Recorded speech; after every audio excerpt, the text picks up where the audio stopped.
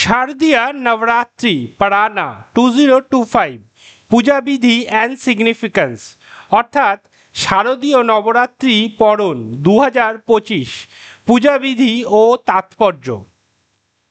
শুভ শারদীয় নবরাত্রি 2025।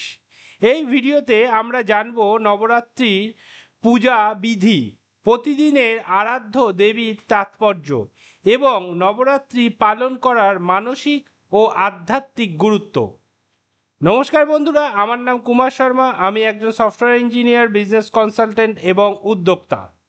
kumarshorma.online এর মাধ্যমে আমি আপনাদের সামনে তুলে ধরি ভারতের উৎসব, ঐতিহ্য ও তার পেছনের কাহিনী। তাই ভিডিওটা শেষ পর্যন্ত দেখুন এবং থাকুন kumarshorma.online এর সঙ্গে। আজকের ভিডিওতে আমরা আলোচনা করব শারদীয়া নবরাত্রি পারানা 2025 পূজা বিধি অ্যান্ড সিগনিফিক্যান্স অর্থাৎ শারদীয় নবরাত্রি পরণ 2025 পূজা বিধি ও তাৎপর্য। চলুন শুরু করি এবং জানি কিভাবে এই 9 দিন আমাদের জীবনে শুভতা, শক্তি ও সাফল্য নিয়ে আসে।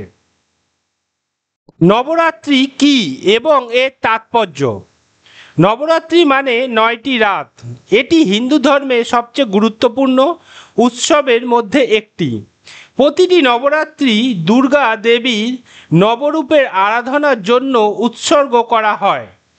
শারদীয় নবরাত্রি সাধারণত আশ্বিন মাসের শুরুর দিকে অনুষ্ঠিত হয়, যা 2025 সালে 22শে সেপ্টেম্বর থেকে 2রা অক্টোবর পর্যন্ত চলবে। এই উৎসবের মূল উদ্দেশ্য হল শারীরিক, মানসিক ও আধ্যাত্মিক শক্তি অর্জন করা।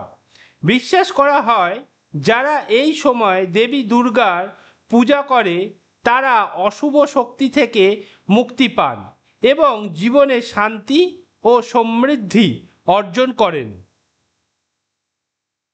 প্রতিদিনের দেবীর রূপ ও তাৎপর্য। নবরাত্রিতে প্রতিদিনই একটি রূপের দুর্গা দেবীর আরাধনা করা হয়। চলুন দেখি প্রতিদিনের দেবী ও তাদের তাৎপর্য। প্রথম দিন চৈতালি বা শৈলপুত্রী, প্রতীক শান্তি, ধৈর্য। আচার কুম্ভী বা পাত্রে জল রাখার প্রচলন। তাৎপর্য মানসিক শান্তি ও স্থিত ধৈর্য অর্জন। দ্বিতীয় দিন ব্রহ্মচারিণী, প্রতীক জ্ঞান, আত্মসংযম। আচার যজ্ঞ বা ধ্যানের মাধ্যমে শুদ্ধি। তাৎপর্য জ্ঞান এবং আত্মনিয়ন্ত্রণ। তৃতীয় দিন চন্দ্রঘণ্টা বা চন্দ্রঘণ্টা দেবী, প্রতীক শক্তি, করুণা। আচার ফুল, ফল বা প্রসাদ অর্পণ। তাৎপর্য শক্তি ও সহমর্মিতা বৃদ্ধি। চতুর্থ দিন কুষ্মান্ডা, প্রতীক সৃজনশীলতা ও ধৈর্য। তাৎপর্য নতুন পরিকল্পনা ও সৃজনশীল কাজের জন্য শুভ। পঞ্চম দিন স্কন্দমাতা, প্রতীক মা, মাতৃত্ব। তাৎপর্য পরিবারে সুখ ও সন্তানের মঙ্গল। ষষ্ঠ দিন কাত্যায়নী, প্রতীক বীরতা ও সাহস। তাৎপর্য সকল অশুভ শক্তির উপর জয়। সপ্তম দিন কালরাত্রি, প্রতীক অশুভ শক্তি নাশ। তাৎপর্য জীবনের সব কষ্ট ও অশুভতা দূর করা। অষ্টম দিন মহাগৌরী, প্রতীক সৌন্দর্য ও শুভতা। তাৎপর্য পরিবারের সুখ ও সম্প্রীতি। নবমী সিদ্ধিদাত্রী, প্রতীক সিদ্ধি ও সমৃদ্ধি।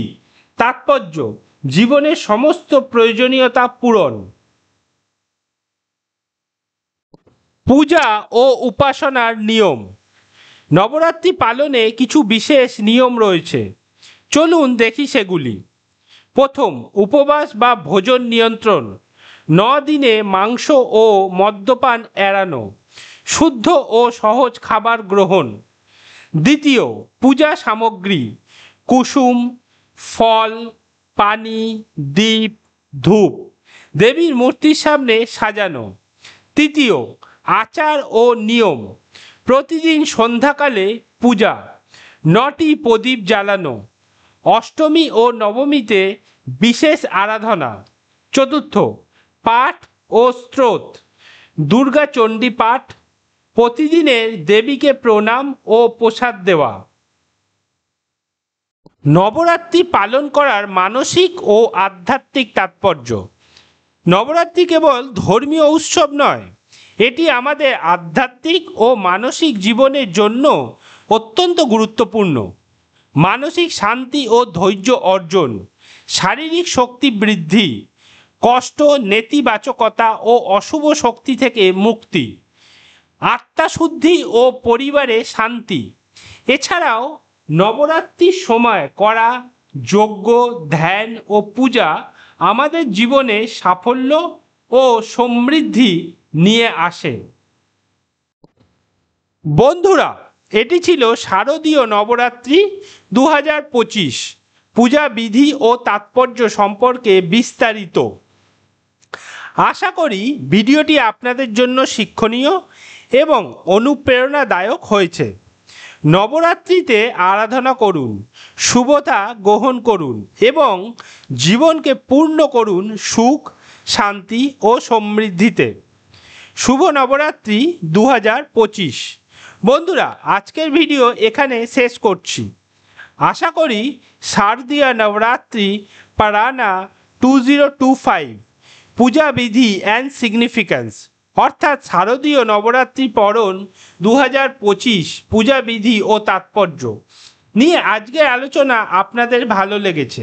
ভিডিওটি ভালো লেগে থাকলে অবশ্যই লাইক, শেয়ার এবং কমেন্ট করতে ভুলবেন না। আরও এমন তথ্যবহুল ভিডিও দেখতে আমাদের চ্যানেল সাবস্ক্রাইব করুন। পরবর্তী ভিডিওতে আমরা আবারও নতুন টপিক নিয়ে হাজির হব। ততক্ষণ পর্যন্ত থাকুন kumarSharma.online-এর সঙ্গে। ধন্যবাদ। আবার দেখা হবে পরের ভিডিওতে।